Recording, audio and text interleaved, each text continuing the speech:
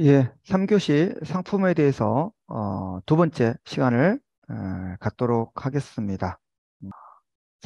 상품이라는 것을 우리가 정의를 한번 내려보면 어떻게 이야기하냐면 그 소비자의 욕구나 필요를 충족할 수 있는 그 무엇을 우리가 상품이라고 이야기를 합니다.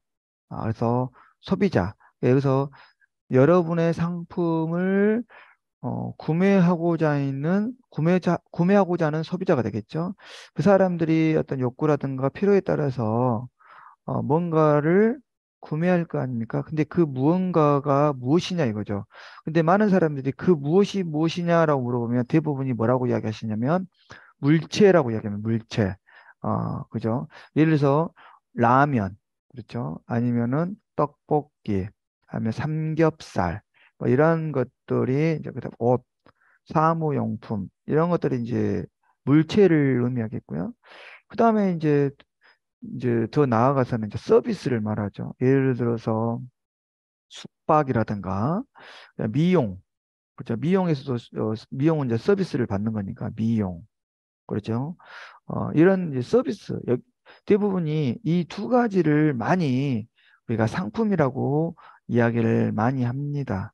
한데 이 두 가지 물체와 서비스 이외에도 어, 소비자들은 어, 장소, 조직, 아이디어, 사람, 여기 사람은 그 대표를 말하겠죠. 아니면 종업원을 말하겠고, 이러한 사람들까지를 다 뭐라고 생각하면 상품이라고 이야기를 하는 거예요. 그러니까 예를 들어서, 어, 소비자들은 여러분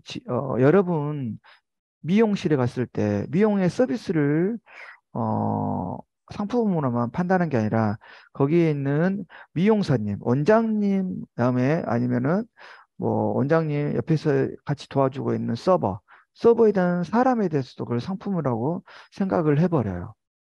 그렇죠? 그 다음에 장소. 자, 예를 들어서 나는 어, 차가 없어. 그러면 그 태안 터미널 앞에라든가 아니면 버스 정류장 앞에가 좋겠죠. 거기를 많이 가겠죠. 근데 나는 차가 있어. 그러면 그 주차하기 편한 곳 이런 것이 어 미용실로서의 상품성이 있다는 거죠. 그래서 장소 그렇죠. 예를 들어서 나는 그 커피숍을 할 거야. 그러면 이 커피숍이 어디에 위치해 있느냐? 말 그대로 터미널 앞에 있느냐? 아니면은 군청 앞에 있느냐? 아니면 초중고등학교 앞에 있느냐? 아니면 바닷가 앞에 있느냐에 따라서 사람들은 그거를 상품으로서 판단을 해버린다는 거죠. 그 다음에 이제 조직. 가장 대표적인 게 이제 예를 들어서 스타벅스. 그죠? 아니면 엔젤리너스 커피 같은 경우죠. 뭐 아니면 우리가 흔히 말하는 뭐 김밥은 뭐 김간의 김밥, 뭐 김밥 천국 이런 것처럼 어떤 조직을 가지고 있는 체인점을 가지고 있으면 그 자체가 상품이 된다는 거죠. 그렇죠? 그래도 그러니까 많은 사람들이 그 체인점을 찾는 이유가 뭐냐면 그냥 일반적인 매장보다 사람들은 상품성이 더 좋을 거라고 판단을 많이 해버린다는 거죠. 그래서 사람들은 이 조직도 상품이라고 판단을 한다. 어, 그다음에 이제 다섯 번째로는 아이디어. 똑같은 상품이어도 어떻게 주느냐. 예를 들어서 음, 김밥을 주더라도 그냥 일회용 봉지에다 일회용에다 두느냐, 동그란 접시에 두느냐, 아니면 네모난 접시에 두느냐, 아니 플라스틱 접시에 주느냐, 사기 접시에 주느냐, 뭐 이런 뭔가 아이디어를 제공하고, 그렇죠? 등등. 그릇 하나에 대한 아이디어를 하더라도, 그죠? 등, 남들은 예를 들어서 참기름을 바르는데 나는 거기다 들기름을 바른다든가, 뭐 이런 아이디어를, 음, 사람들은 상품이라고 생각하죠. 이 상품 아이디어 좋네요. 라고 많이 하잖아요. 그래서 가장 대표적인 걸로 우리가 맥주를, 500cc 맥주를 맞으면 옛날에 500cc 맥주를 맞으면 500cc 그 잔 있잖아요. 그냥 잔을 줬단 말이에요. 근데 요즘에는 어떻게 되냐면, 냉동해가지고 아주 서리가 끼어 있는 그런 맥주잔을 준다는 거예요. 사람들이 맥주도 시원하는데 잔도 아이스로 딱 되어서 따라주니까 얼마나 시원하게 맛있습니까? 이 자체도 사람들은 상품이라고 생각한다. 이게 자체가 아이디어거든요. 그래서 어떻게 하면 아이디어를 내가 상품으로서 제공할 것인가. 그다음에 이제 여섯 번째로는 좀 전에 얘기처럼 원장님이 친절해야 된다는 거죠. 원장님이 가지고 있는 능력. 자, 요거는 이제 제가 이따가 말씀을 좀 구체적으로 이야기를 드리도록 하겠습니다. 그래서 우리가 많은 사람들이 상품 그러면 어떤 상품 자체가 가진 물체라든가 서비스 산업에서 주는 서비스를 우리가 어, 상품이라는데 장소라든가 어디 위치에 있느냐, 그다음에 어떤 체인점, 어떤 조직으로 움직여주느냐, 그다음에 똑같은 상품을 제공하더라도 어떠한 거기다가 아이디어를 제공하느냐 등을 우리가 상품이라고 합니다. 그래서 상품은 다른 말로 이야기해서 뭐라고 하냐면 편익의 뭉치라고 그래요. 내가 이야기를 함으로써 어떤 그 나한테 편익이 주느냐는 거죠. 자, 예를 들어서 내가 미용실에서 머리를 파마를 해요. 파마를 하는데 있어서 서비스를 받는다. 여기 또 있지만 이 서비스를 받으로써 제3자가 우리 누구님 아주 머리 파마가 잘 나왔네요. 그랬을 때 이거를 우리가 편익의 뭉치라고 합니다. 그렇죠? 편익의 뭉치. 그래서 어떻게 하면 이 편익의 이 뭉치를 소비자에게 제공을 할 것이냐. 이게 중요한 상품으로 갈 수가 있다라고 말씀을 드릴 수가 있습니다. 그러면 우리가 좀 전에 말한 상품에는 반드시 무엇이 와야 되냐면 서비스가 와야 된다는 거죠. 그렇죠?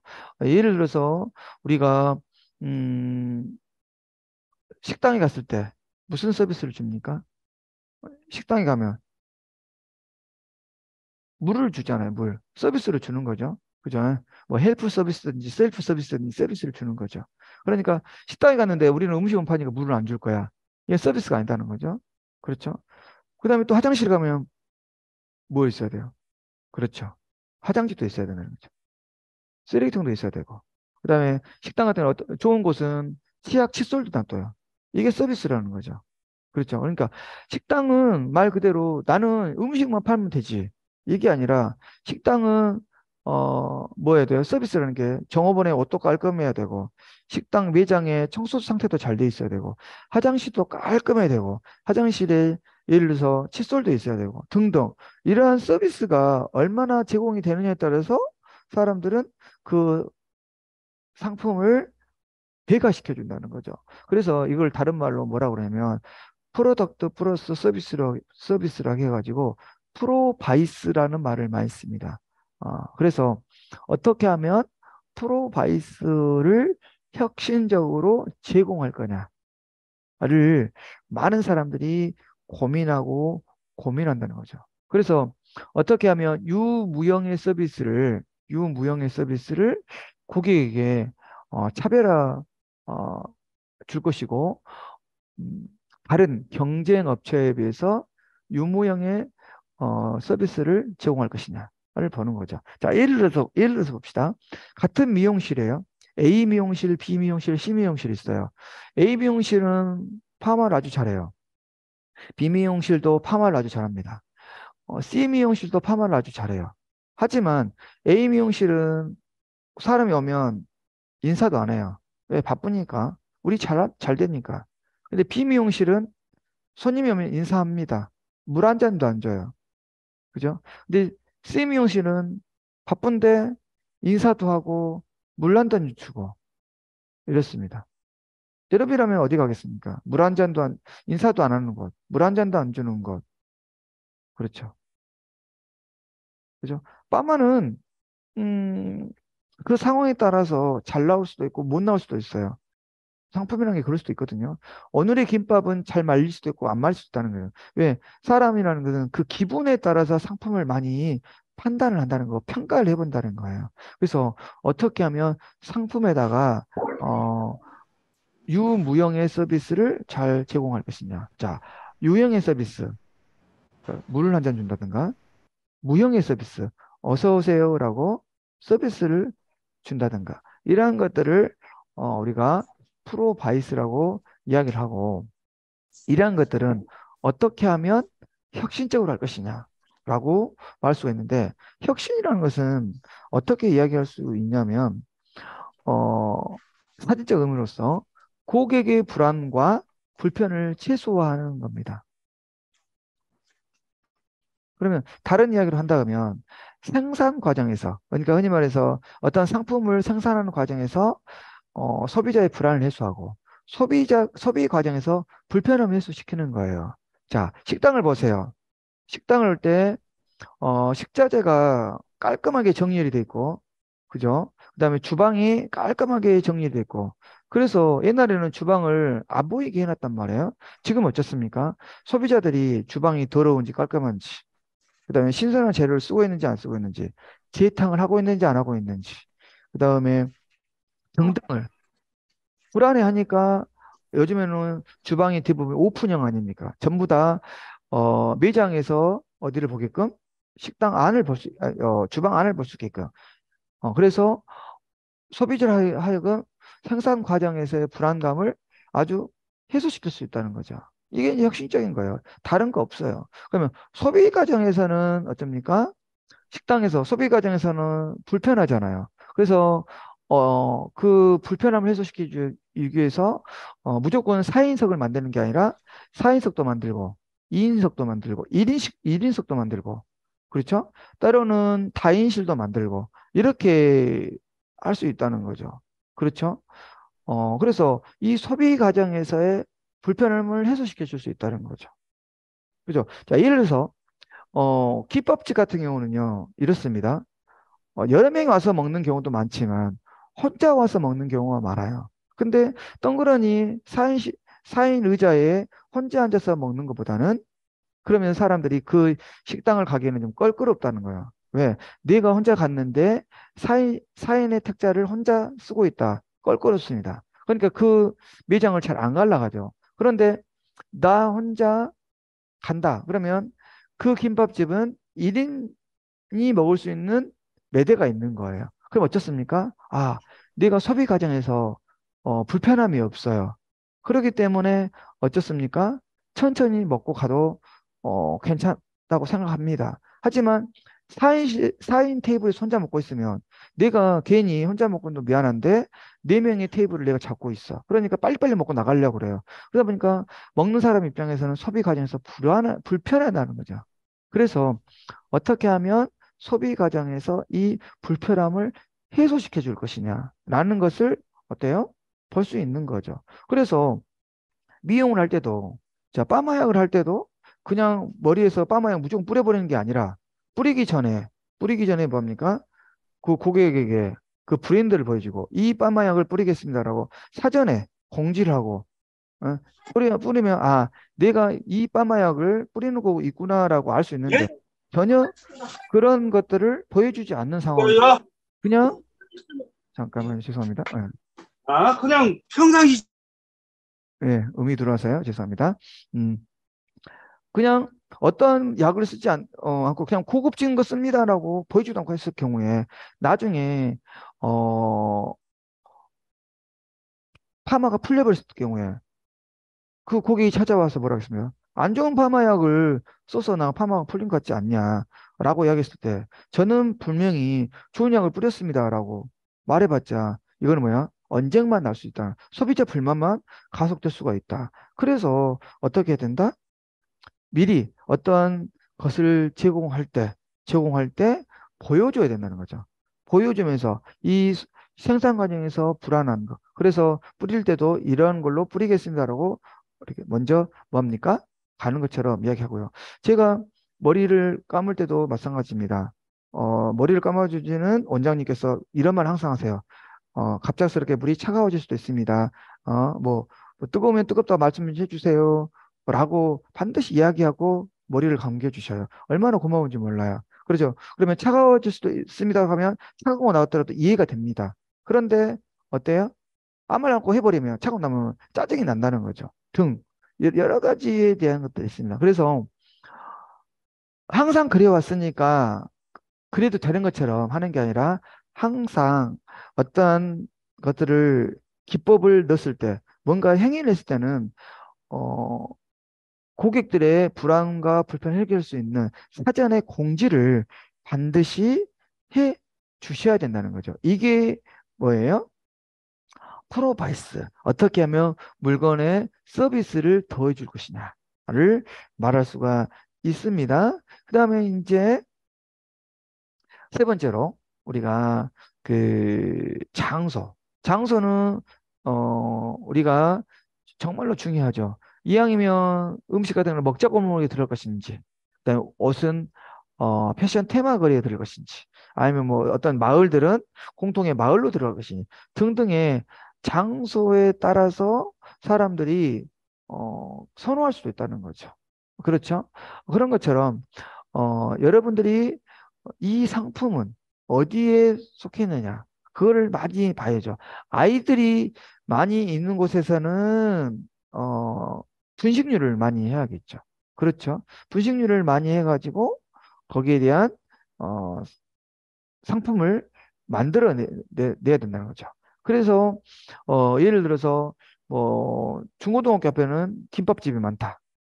터미널 앞에는 국밥집이 많다. 뭐 이런 것들이 어떤 국룰로 정해져 있잖아요. 이런 것처럼 고객들이 많이 움직일 수 있는 장소에서 그 고객들이 원하는 상품을 만들어내는 것도, 파는 것들도 하나의 상품이다라고 말할 수 있습니다. 그 다음에 이제 음, 사람, 사람, 특히 여기서 말하는 경영주, 원장님, 그다음에 대표님, 사장님, 이런 분들이 본인 자체가 어, 사장님이 되어 상품이 돼야 된다는 거죠. 그래서 이왕이면 저는 경영주가 상품화가 되어버리면 그 상품에 따라서 이 경영주에 대한 평가가 완벽하게 바뀌어 버린다는 거죠. 그래서 저는 짱 증서를 가져야 된다고 합니다. 먼저 짱, 예를 들어서 내가 어, 요식업의 지회장. 그러면 저 집은 요식업, 태안의 요식업을 대표하는 사람이기 때문에 맛있는 집일 거야 라고 판단을 해버린다는 거죠. 그래서 예를 들어서 미용협회 태안 지부장 그렇게 한다 그러면 저 집은 태안에서 가장 머리를 잘하는 집일 거야. 뭐 이렇게 판단을 한다는 거죠. 그래서 짱이 되기 위해서 노력을 하셔야 된다. 두 번째로는 뭐냐면 증이 있어야 된다는 거죠. 그래서 뭐 한식조리사라든가 뭐 양식조리사, 미용조리사 뭐 등등 여러 가지 뭐 재봉사 등등 뭐 세탁관리사 등등 있겠지만 그것은 당연히 있는 거잖아요. 그렇다면 어떤 마이스터라든가 신지기신이라든가 기능사라든가 기능장이라든가 뭐 상장이라든가 이런 것을 알아야 된다는 거죠. 자, 저 제 이야기를 한번 나눠보면요. 저 같은 경우는 머리 한번 자르는데 한 12,000원 정도 자릅니다. 근데 우리 아들은 한번 자르면 2만 원, 3만 원 나와요. 가뜩가뜩 어린데. 왜 그러냐? 저는 일반 미용실에서 자르거든요. 근데 거기는요, 미용 기능장 집이에요. 미용 기능장 집이다 보니까 거기 가서 아이가 잘라요. 근데 왜 이렇게 비싼 곳에서 자르냐 물어보지도 않아. 왜? 당연히 기능장 집에 가니까 머리 가격이 비쌀 것이다라고 인지하고 들어가고 있는 거예요. 그런 것처럼 어떤 증이 있으면 사람들은 가격을 좀 비싸게 줘도 좀 뭐 할 것이다? 괜찮을 것이다라고 생각합니다. 그래서 경영주가 상품에 대해서는 증이 있습니다. 마지막으로 뭐 서라는 글이죠. 뭐 SNS라든가, 그죠? 여기 미용실이 참 좋았어요. 여기 식당이 참 친절했어요. 여기서 옷이 너무나 좋은 게 많이 나왔어요. 그렇죠? 여기 채소 가게가 너무 좋아요. 여기는 문구점인데 다양한 상품들이 아주 많아요. 등등의 SNS 글들이 막 다녀야 되고요. 그다음에 상황에 따라서 텔레비전이라든가 지역 방송이라든가 이러한 것들이 나와야만이 사람들은 그 농장주를 상품화시키고 그 상품이 정말로 좋다라고 말할 수가 있다는 거죠. 그래서 상품이라는 것은 물체 서비스뿐만 아니라 장소, 조직, 아이디어, 사람, 특히 사람,